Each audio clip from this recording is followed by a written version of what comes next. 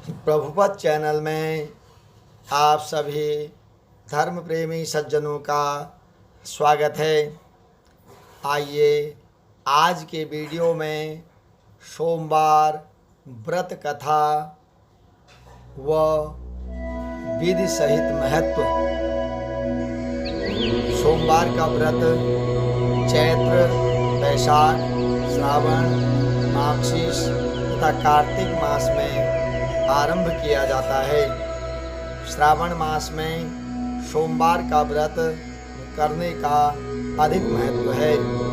भविष्य पुराण के अनुसार चैत्र शुक्ल अष्टमी को सोमवार और आर्द्रा नक्षत्र हो तो उस दिन से सोमवार का व्रत आरंभ करना अति शुभकारी होता है।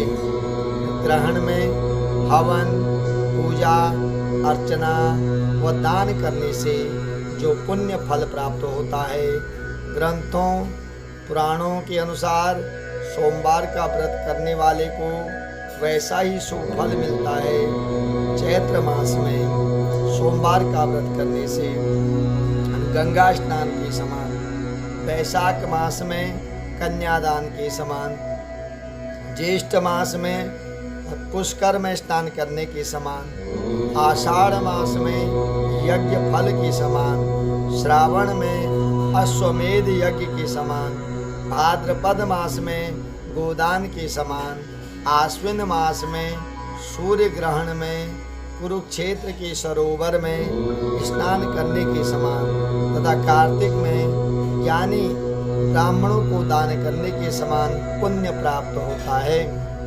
माघशीष में व्रत करने से स्त्री पुरुषों को चंद्र ग्रहण के समय काशी में गंगा स्नान करने के समान माघ मास में व्रत करने से दूध व गन्ने के रस से स्नान करके ब्रह्मा जी की पूजा करने के समान तथा फाल्गुन मास में गोदान के समान पुण्य फल प्राप्त होता है। सोमवार का व्रत साधारणतया दिन के तीसरे पहर तक किया जाता है। व्रत में फलाहार या फलों का रस आदि पीने पर कोई विशेष प्रतिबंध नहीं है, किंतु यह आवश्यक है कि दिन में केवल एक ही समय भोजन किया जाए।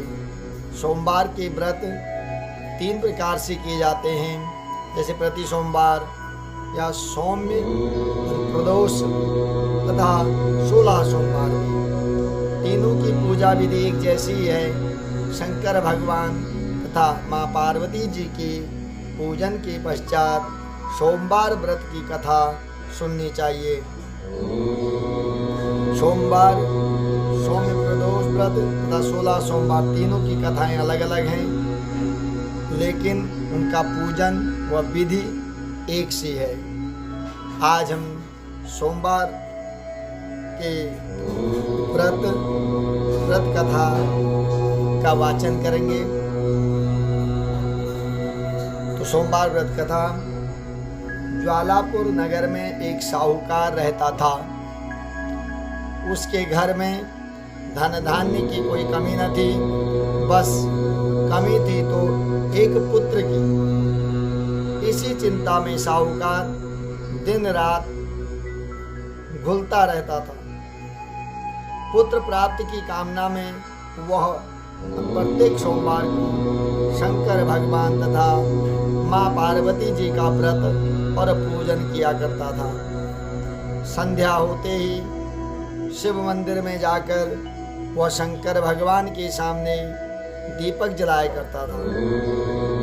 उसके इस भक्ति भाव को देख एक दिन माँ पार्वती जी ने शंकर भगवान से कहा, ज्वालापुर का साहूकार आपका अनन्य भक्त है और सदैव आपका व्रत और पूजन बड़ी श्रद्धा से करता है। आपको उसकी मनोकामना पूर्ण करनी चाहिए। पार्वती जी का आग्रह शंकर भगवान टाल न सके और बोले, हे पार्वती, उस साहूकार के कोई पुत्र नहीं है। विधि के विधान के अनुसार उसके भाग्य में पुत्र न होने पर भी मैं उसे पुत्र प्राप्ति का वर देता हूँ, परंतु उस पुत्र की आयु केवल 12 वर्ष की होगी। इसके पश्चात वह मृत्यु को प्राप्त हो जाएगा। शिव और पार्वती का यह वार्तालाप साहूकार सुन रहा था। पुत्र प्राप्ति के वरदान के बारे में जानकर न तो उसे कोई विशेष प्रसन्नता हुई और न ही दुख। शंकर भगवान के वरदान से साहूकार की धर्मपत्नी शीघ्र ही गर्भवती हो गई। साहूकार के घर में खुशियां छा गई। ठीक 9 माह बाद साहूकार की धर्मपत्नी ने एक अति सुंदर पुत्र को जन्म दिया।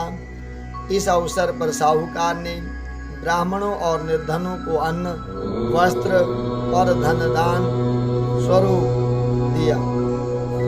जब उनका पुत्र 11 वर्ष का हो गया तो पत्नी ने साहूकार से उसके विवाह के लिए आग्रह किया।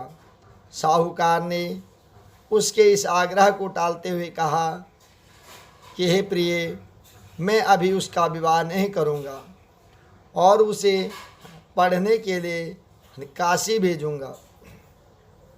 साहूकार के इस निर्णय पर पत्नी को दुख तो बहुत हुआ, लेकिन उसने इसका कोई विरोध नहीं किया। तब साहूकार ने अपने साले को बुलाकर उसे बहुत सा धन देकर कहा, तुम अपने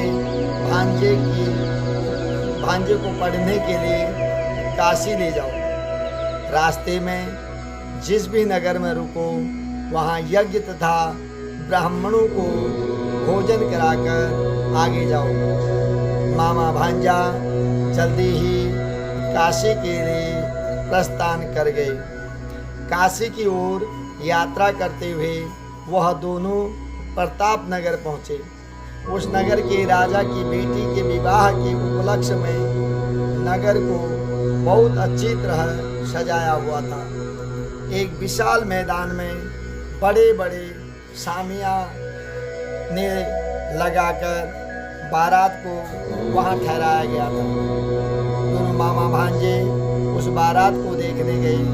तभी दूल्हे के पिता ने साहूकार के सुंदर बेटे को देखा और अपने एक सेवक को भेजकर दोनों को अपने शामियाने में बुलवाया। राजा अपने जिस बेटे की बारात देकर राजकुमारी से विवाह के लिए आया था वह एक आंख से काना था। वैसे राजा ने सेहरे की बड़ी बड़ी लड़ियों के पीछे उसके चेहरे को छिपा दिया था, लेकिन वह इस बात से बहुत चिंतित था कि उसके बेटे के काने होने का पता राजा को चल गया तो वह विवाह से इनकार कर देगा और बारात वापस लौटा देगा। वर के पिता ने मामा भांजे को जब सारी बात बताकर बार बार उस लड़के को दूल्हा बनाने का आग्रह किया तो मामा ने स्वीकार कर लिया। साहूकार के बेटे को दूल्हा बनाकर राजा की बेटी से विवाह करा दिया गया। फेरों और कन्यादान का कार्य समाप्त होने पर बारात वापस शामियानों में पहुंच गई। केवल साहूकार का बेटा वहीं रह गया। साहूकार का बेटा जब सुबह उठा तो उसने वहां से निकलने से पहले पलंग पर सोई हुई राजकुमारी की ओढ़नी पर एक कागज लगा दिया। उस कागज पर उसने लिखा था, तुम्हारा विवाह तो मेरे साथ हुआ है, परंतु जिस दूल्हे के साथ तुम्हें विदा किया जाएगा वह काना है। मैं उच्च शिक्षा के लिए काशी जा रहा हूँ। जब सुबह राजकुमारी सोकर उठी तो उसने अपनी ओढ़नी पर लगा कागज जल्दी से खोलकर पढ़ा। पढ़कर राजकुमारी सन्न रह गई। उसी समय राजकुमारी ने अपने पिता को सारी बात बताई। राजा ने दूसरे राजा के लड़के के साथ राजकुमारी को विदा करने से इनकार कर दिया। राजा अपने बेटे और बारात के साथ खाली हाथ लौट गया। उधर साहूकार का बेटा और उसका मामा काशी जा पहुँचे थे। वहाँ जाकर मामा ने यज्ञ करना और भांजे ने पढ़ना शुरू कर दिया। जब लड़के की आयु 12 वर्ष की हुई तो उसकी मृत्यु का दिन समीप आ गया। मामा को इस संबंध में कुछ पता नहीं था। उसने एक बहुत बड़े यज्ञ का आयोजन किया था। यज्ञ अभी चल ही रहा था कि लड़के ने अपने मामा से कहा कि मेरी तबीयत कुछ खराब हो रही है। मामा जी, मैं कुछ देर आराम करना चाहता हूँ, आप यज्ञ का कार्य पूरा कराते रहिए। लड़का अपने कक्ष में जाकर लेट गया। शंकर भगवान के वरदान के अनुसार लेटे लेटे ही उसके प्राण पखेरु उड़ गए।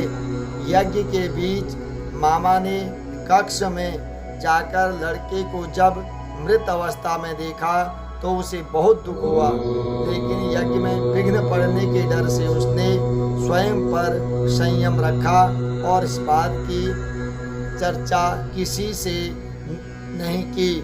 ब्राह्मणों के जाने के बाद उसने रोना पीटना आरंभ कर दिया। संयोगवश उसी समय शिव पार्वती जी यज्ञ स्थल के ऊपर से गुजरे।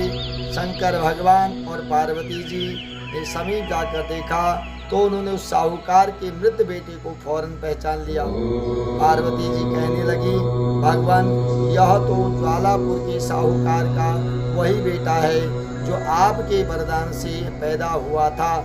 हे प्राणनाथ, किसी भी तरह साहूकार के इस बेटे को जीवित कीजिए, नहीं तो इसके माता पिता तड़प तड़प कर मर जाएंगे। पार्वती जी के आग्रह को शंकर भगवान टाल न सके और उस लड़के को जीवित कर दिया। साहूकार का पुत्र ओम नमः शिवाय कहता हुआ उठ बैठा। शिव और पार्वती कैलाश पर्वत को चले गए।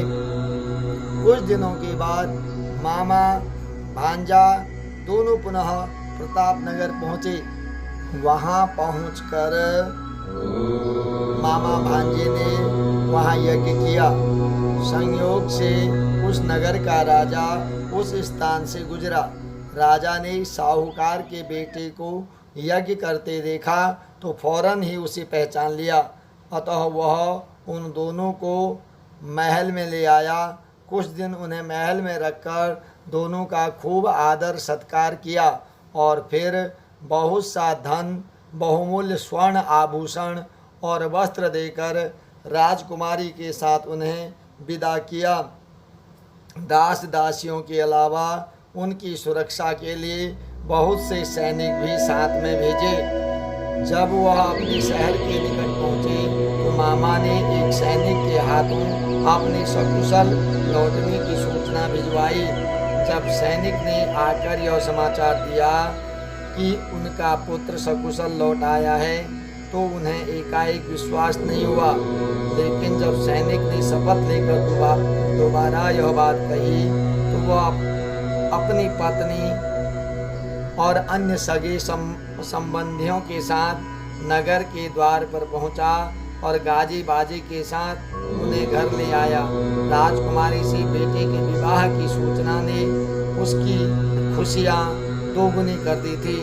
जो प्राणी सोमवार का विधिवत व्रत करके शंकर भगवान व माँ पार्वती जी की पूजा करता है, उस पर नीलकंठ महादेव अनुकंपा करके उसका घर खुशियों से भर देते हैं। नेह संतानों को पुत्र की प्राप्ति का वरदान देते हैं और धन संपत्ति के भंडार भरते हैं। मुझे आशा है कि यह वीडियो आपको अच्छी लगेगी तो लाइक करें, शेयर करें और हमारे चैनल प्रभुपद को सब्सक्राइब करें। आपका धन्यवाद।